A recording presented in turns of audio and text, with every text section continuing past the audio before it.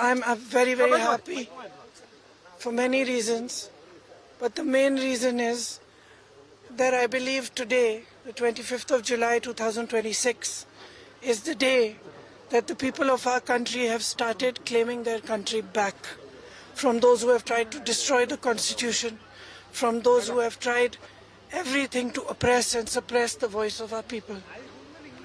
I believe that this is a victory for the youth of India. I am so proud of each one of them who has gone and stood there. They have done it exactly in the way that Mahatma Gandhi taught us. They have done it non-violently. Pellet guns were fired at them. Tear gas was fired at them. They were beaten with lathis. They had injuries, serious injuries, but they did not bend. The government had to bend to their will. And that is a lesson for every ruler of this country from now to forever. You have to listen to the will of the people. In this country, this is a democracy. The will of the people is paramount. There is nothing above it. No human being, no single leader, no dictator, no force can stop the will of the Indian people. Today, this has been proved by our students, by our young people. And they have stood there regardless, everywhere, not just in Delhi, across India.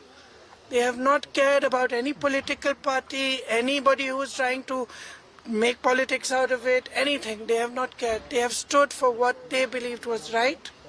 They have fought for what they believed was right. And this is their victory. I give them my compliments. We in the Congress party have tried our best to support them in the strongest way possible. Rahul Gandhi ji has been talking about this issue of paper leaks and exams for a long time. For a long time. I think it's been over 2 or 3 years that he's been raising this issue.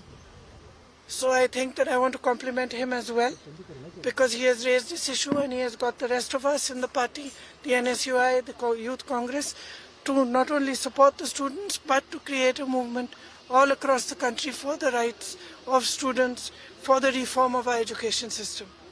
So now, I think this is the beginning, but I'm really, really happy. I got a little bit emotional when I heard this news, because many times in these last 10 or 12 years, I've thought to myself, when are our young people going to wake up? Look what is being done to our country.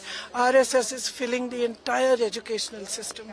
Every post, every vice chancellor, the ideology of our forefathers has been broken down.